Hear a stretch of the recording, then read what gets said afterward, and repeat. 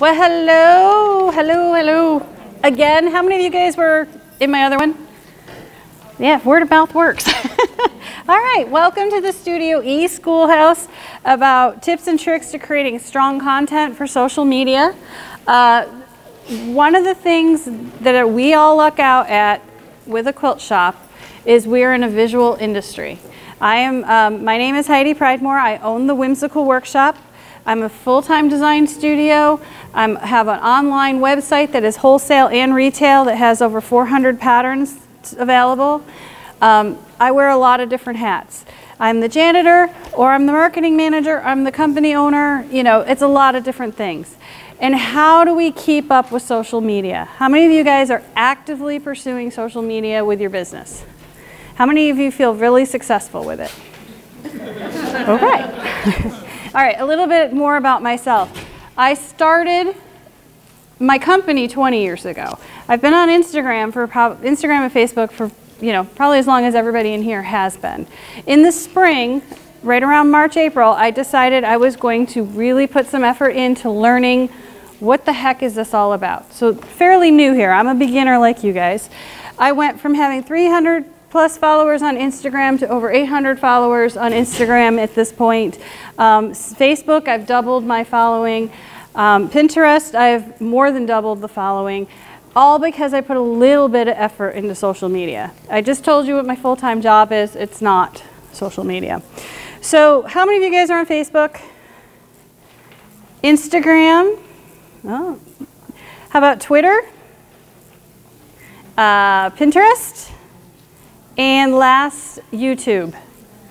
Okay, so there's a mix. With quilting, with our industry, most of us are older. Our demographic for social media is Facebook. That is where, when I start a lecture or workshop, anywhere I travel, what I just ask you is what I ask them. And the reason I ask it is because now I can tell who's going to be following me on Facebook, who needs to go to Instagram, who's on Pinterest. It gives me an idea of where to put my efforts. If every one of your students, you asked in a class, are you on Facebook, and they all raise your hand, and then you say Instagram, and they all put it down, guess where you probably want to focus a little bit more. Now, that being said, Instagram is the younger demographic. It's not a line in the sand, it's just a generality. And we want new customers. We want the next generation of customers along with our beloved customers we have now, which means you need to probably be putting some effort over into Instagram. So how do we do this without making ourselves crazy? A couple of different things. Facebook is all about words and images. You can post just a saying or you can post a picture. Instagram, you have to have a picture. That's why it's much more visual, and I think that's why the younger generation likes it, because it's instantaneous. On here, I've given you how long videos can be on each of the posts, on each of the platforms. And then there's Pinterest. How many of you guys are actively on Pinterest? You have a business board? No. Okay. Pinterest is the Google of the craft world. Yeah. Okay? If you want to know how to make a quilt, people will go on Pinterest and say, I want to make a Halloween quilt, and a bunch of things will pop up. When you go to that Halloween quilt that you pick and you click on it, it will take you somewhere. The biggest issue with Pinterest in years past is it would take you to a dead end. It doesn't take you where you want to go. Now they've built it because they realize businesses are a really good customer for them, that you can claim your website and you can pin the quilt design from your website to Pinterest, and anyone who finds that quilt and hits it, it will take them to your website, which means a sale, right? Our Pinterest page, for those of you who were in the other lecture, I'm sorry, it's a little bit of a repeat, but our Pinterest page, we have over 27,000 people looking at our page, our boards, every month. Okay, that doesn't mean I'm getting 27,000 sales, but I am seeing an increase in sales. And that's from minimal effort of posting on Pinterest. And then YouTube. YouTube is the up and coming, it's creating your own channel. YouTube and Pinterest, when you post content on those two platforms, it does not go away.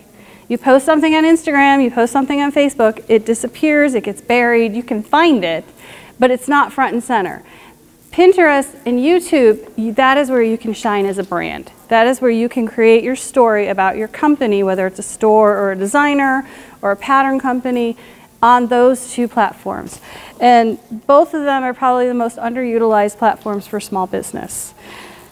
You want to know your brand. How many of you guys know your brand? You know what type of fabrics, what type of customers, okay? If you know that, great. If you don't, you need to sit down and think about what your brand is so you can make your content that you post tell a story, okay? I do a lot of my posting, I do all of my posting really, using third-party app called Tailwind. There are lots of different ones out there. What Tailwind does is lets you do all the work in one place. It lets you schedule posts. It lets you post across multiple platforms. And if you go to page 3 on your handout, I really like pictures. This picture here along the column is a draft from Tailwind. So you can go through it with me really quick and see how much I can do in the Tailwind post. Most of the scheduling softwares work just like this. They may have things moved around a little bit. Again, I can tell you this one, I've tried Hootsuite. Hootsuite was a bit confusing for me. We were just in another lecture and she talked about one called Preview. It's a preview app that's a scheduling app for Instagram. I will also be checking that one out because that one is free. This one I pay for, but this one is worth it. So if you look at the post, at the top, what's that? Buffer? I don't know that one. Like I said. It doesn't post to Pinterest. Okay, so here we'll go through this really quick with you guys. At the top, you'll see my image of my quilt. Underneath, it says add a location. If you're a shop, a brick and mortar shop, always click on add a location. That will tell them where you are. Then you have your blurb. I always say new pattern alert and blah, blah, blah. This is my pattern. I say what fabric line it is. You may or may not want to do that for a shop, but to me, the more information you give them, the better. And then you also want to tag. There's a little box. You can't really see it in the corner of the picture. You would if you had it on the computer. You click the tag button, and that's where I would tag the fabric company that the fabric is coming from. If I was showing a tool, I would click the tool company. If there's a picture of like your classroom and their students are working and you know those people in the picture, you could tag them. What that does is it alerts those companies or those people that, hey, you've just posted something, and they may want to add comments or repost it. So tags are really handy to communicate. As a designer, I always want to be front and center with my fabric companies that I'm working with. I want to be front and center with the tools I'm working with. So when I do a post like this one, I would post the fabric company, post Bernina, because that's what I'm sewing on, post Orifil, because I'm using their threads, post Olfa cutters, if I'm using a certain cutting table. I mean, tag as many people as you can to get more exposure. And then underneath that are hashtags. And you want to add up to 30 hashtags on here. Hashtag your company. The same people you tag, you're going to hashtag, but say the quilt has half square triangles in it. Do hashtag half square triangles, hashtag batik fabric, hashtag Instagram quilters. There is a software program that's called Tag-O-Matic that you can get on your phone. I have the little icon there. Tag-O-Matic is on Android and on iPhone, and it's a free app that you could type in batik half square triangle quilt, and it'll give you a list of tags. It'll copy it to a clipboard. You go back into Instagram and paste, and it'll paste all your hashtags. Tailwind also will give you suggested hashtags, and it'll let you save hashtags by group. So I have my main hashtag group, I have batik hashtag, I have Halloween hashtag. So when I post, say I'm posting 5 Halloween quilts, I go through, I tag all 5 pictures at the same time, I copy and paste that hashtag thing on all of them at the same time. I can do all the posts for 1 week in about an hour, hour and a half. And then I don't have to think about it for a week. I monitor it, I make sure people are commenting, but I do all of the work in one sitting. Actually 2 sittings, but I'll get back to that. And then, how much is that? Tailwind is $15 a month, so it's not unreasonable. And you can buy Tailwind for Pinterest as well. That's an additional $15. But depending on where you're going to start, I always say start small. Focus on one group of platforms at a time, and then add the other ones in. Once you know you've got this one down flat, add in another one and build some more. There's a box underneath that says post hashtags and first comments.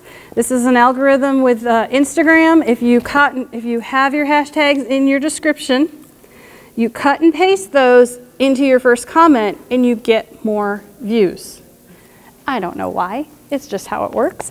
But in Tailwind, you can just click the box and it will automatically do it. You don't have to worry about it. And then down below, you'll see you have a Pinterest box and a Facebook box. You just click Pinterest. It'll ask which board do you want that image to be posted to. It'll automatically do it for you when the post pops.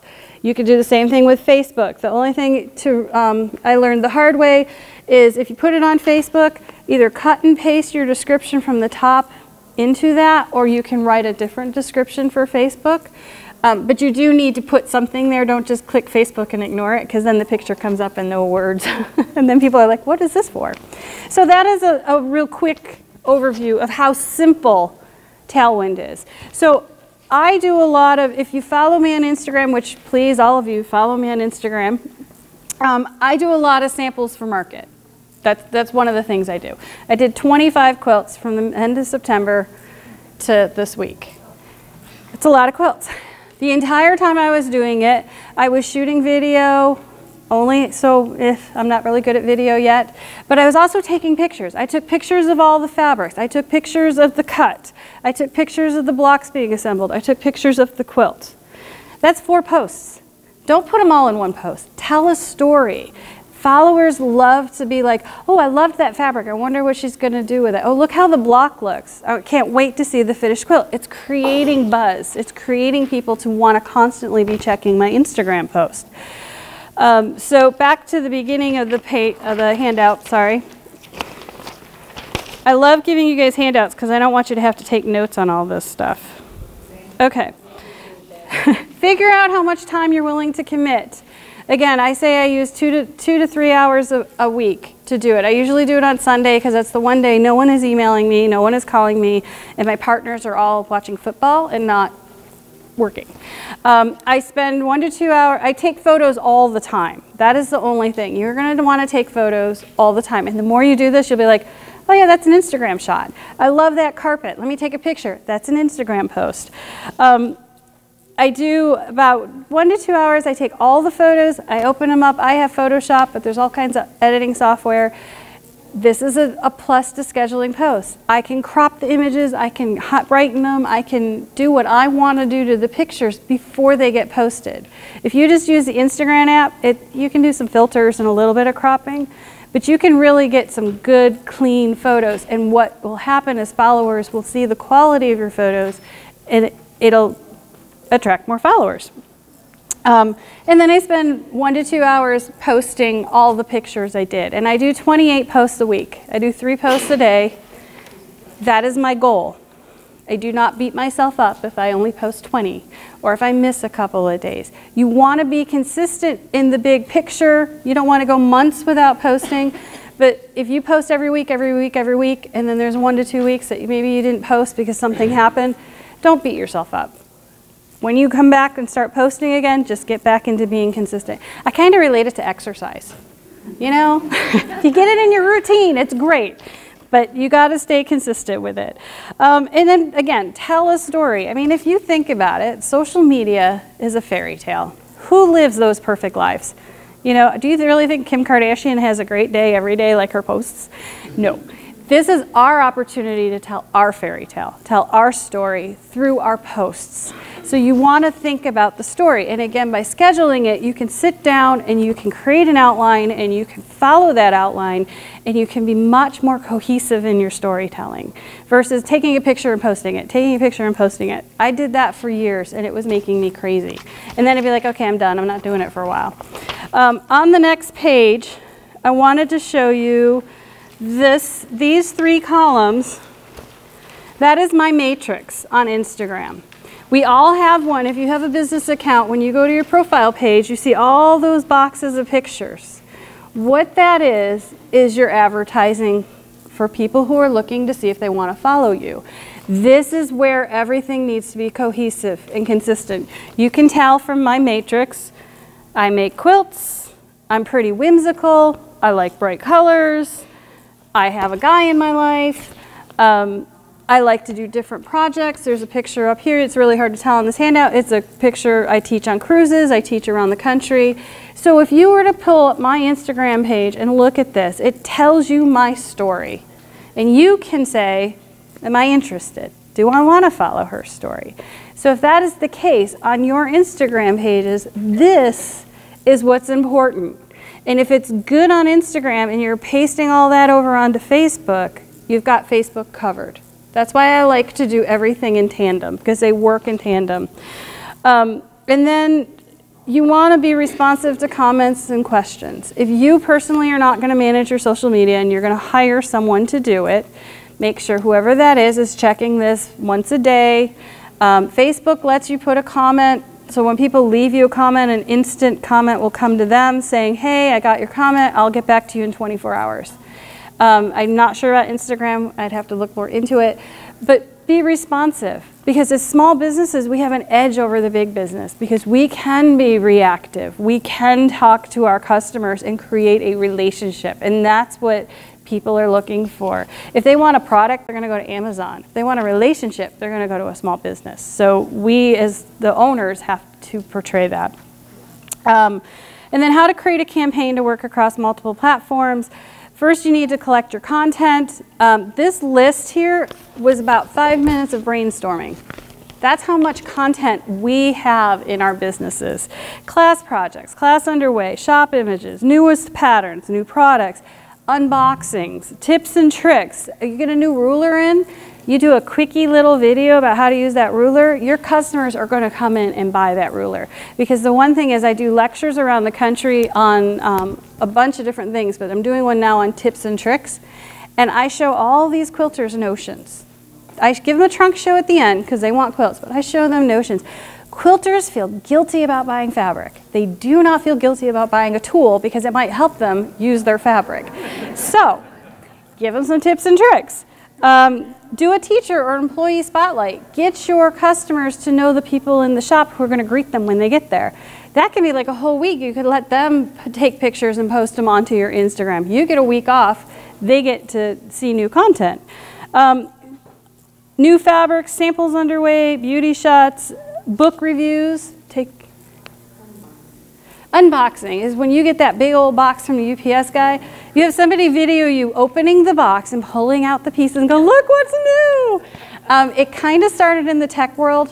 The geeky tech guys were doing it, but now everybody does it. You get something new, you open it up, and you're like, you have to be excited, and yeah.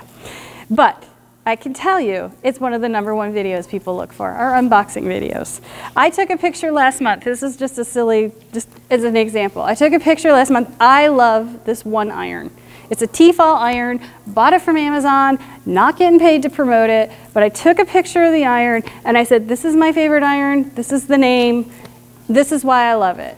I got more hits on that and more customers saying, thank you for an unbiased iron review because I don't know what iron to buy. So you want to mix in products you're selling, but you also want to give them your knowledge. Let them know you're there to help them. Down here at the bottom is an example. This is a beautiful doll panel that's from Studio E. It's by Stitches by Charlotte. And I was lucky enough to make this 4 or 5 times. But I took this picture of her holding the panel. That was from the Studio E Instagram feed. I took a screenshot with my phone, cleaned it up. I now have it to add to my story about the panel. The next shot is the pieces all cut out. The next shot where the doll's all done. And then the bag.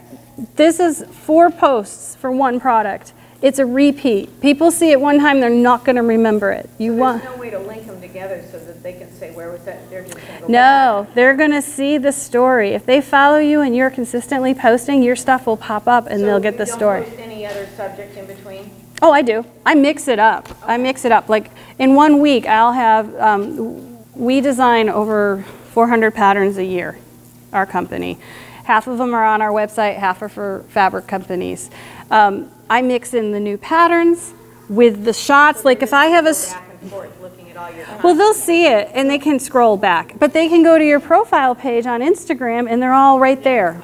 So I've had more people comment on they love the fact that I'm breaking it up and giving them the project. They think as I'm sewing it. You know, I mean, it's again, a lot of people they don't put two and two together. Like I'll be posting all weekend about things I'm making and people will see me on the floor going, are you sewing in the hotel? It's like, no, I scheduled those. They're from before. You want to make a plan for an upcoming week? I'm like in between old and new. I'm 48.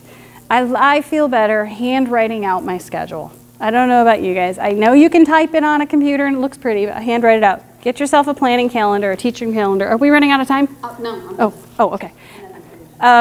Get a planning calendar, write out your posts. I use that same calendar to say, okay, I'm going to post Halloween quilts next week because it's Halloween. I have a shop sale in a month. That's it. And if I have a sale, like I'm online, I don't have a retail store. I put everything on sale on my website and then I'll scatter those pictures through the month. My sales go by month and every couple days they'll see something else that's on sale. So in their mind, it's just like, oh, there's always something I can find on sale. Create a folder for each week, and as I take my photos and clean them up, I dump them in the folders for the weeks, and then when I'm ready for that week, I just grab that folder and post it. I don't find doing more than a week at a time. I think if you do more than a week at a time, it gets kind of stale. So, and then I will pick and choose photos I took and toss them. And then you want to plan and schedule each post. I've talked about that already. And you want to use stories. Now, I didn't use stories till about a month ago. And Instagram and Facebook both have stories. It's the little icon up at the top, and they disappear in 24 hours. So what's the first thing you think? Why? Why would I put the effort into doing a story? Well, I've talked to several people, and actually I'm going to steal what I just learned about 10 minutes ago. The stories, I saw an increase in my feed, and I didn't understand why. And Hope Yoder just said in the other room, because when you do a story, your content gets pushed to the top of Instagram. And it gets everybody sees it, whether they follow you or not. So it's like free exposure. So that's a really good reason to use stories. But how you use stories. I like to use stories to post things that I don't necessarily want to show up in my pretty matrix. Okay? Well, like here's an example. I took pictures for you guys. Everything in here going back are pictures to show you what I was talking about.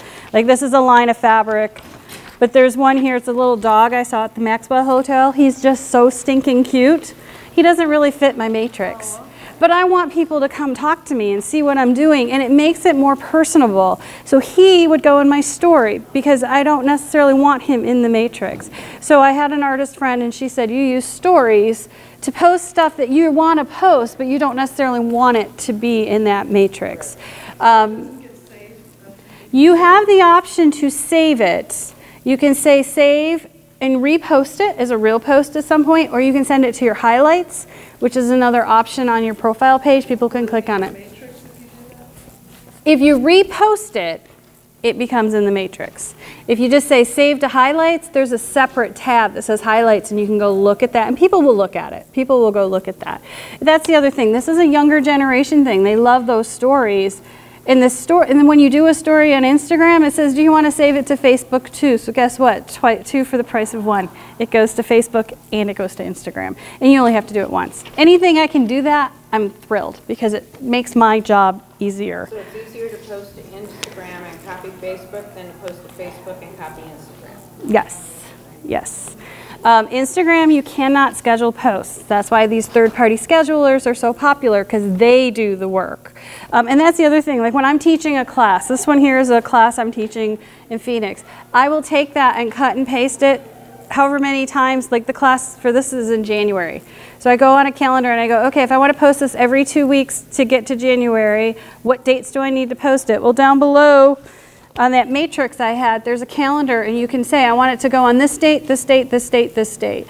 Or you can just auto post and it'll fill up your matrix on Tailwind and just push the pictures out. So you only have to set it up once. Yeah, yeah. So you have your whole newsletter. This is where you may want to hire someone to help you. You have your whole newsletter of classes. Just sit down and schedule them all at one shot, and then you don't have to think about it until the next newsletter. So that takes a little time. That's why you might want an employee to help you. So what do you mean by stories? I mean, do you have several pictures? Do you write something? No, stories is an option on Instagram or Facebook. So if you go into Instagram right now, there's these little bubbles at the top. You click on the bubble, it will take you to my story, which mine timed out.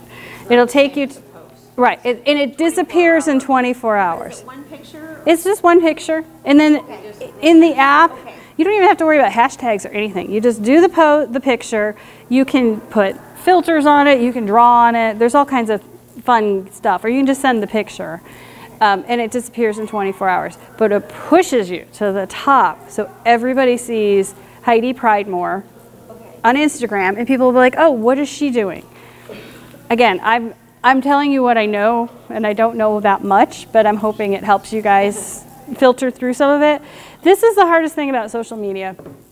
Everybody is going to tell you you need to do this. How many of you guys have been told, if you just do videos, you get on YouTube, you'll be a millionaire? Yeah.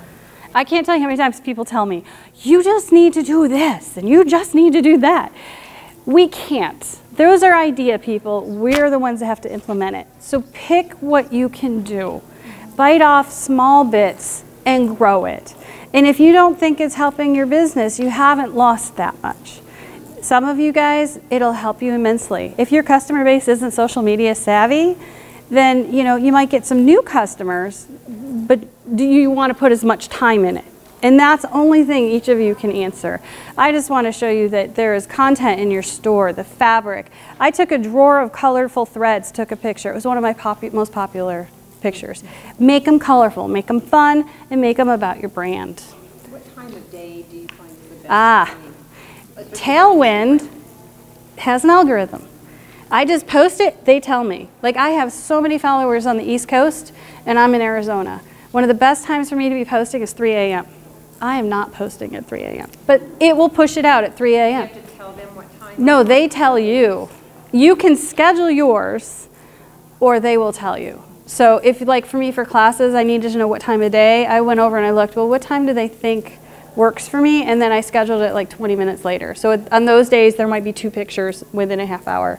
But the Tailwind app will give you all of the good times. You don't have to think about it, which is really, really helpful, especially if you do teach, like I teach internationally. I got people all over the place, and I'm not going to do it in the middle of the night. Any other questions? I hope this helps. What about high resolution images versus low resolution images, say a quilt? Concerned that someone out there might blow up a high resolution picture they saw, and then figure it out and do their own pattern. Well, as a pattern designer, that happens. It just happens. So in my mind, you want to make sure your page looks the best it can. I do between 100 and 150 DPI on all my pictures. But to be honest, you could go to my website right now, pick a picture, click on it, and save the image. I mean, I had a great mentor when I first got into design. She's like, you're going to get copied. She goes, you need to be moving on to the next best thing while they're copying your old stuff. Because they will never succeed, the people who create new stuff will. Doesn't mean it's fair, it doesn't mean it's right, but it does make the bitter pill a little easier. But you don't reduce the resolution. No, I don't. I want it to look good. And I'm not going to worry about that. Yeah, because I know there are companies that, I mean, there's always going to be shifty people. So, any other questions? I gave you guys on the handout is where you can find me on social media. And again, this is also an example for you. Any papers that you hand out in your shop, class schedules, supply lists, anything, should have all of your contact information so people can find you. Your business cards, all of it should have this stuff on it so that people know to come follow you. Because if you're having a party but you don't send the invitations, no one's going to come. That being said, please follow me on any and all of these. I have stuff out there. You can watch me grow. You all have my email. I answer all my emails. You come up with a question, I'd be happy to give you my opinion on it. I can't tell you I'm the end-all be-all, but I am happy to help you figure it out because I might figure something out at the same time. So thank you, and we have some goodies.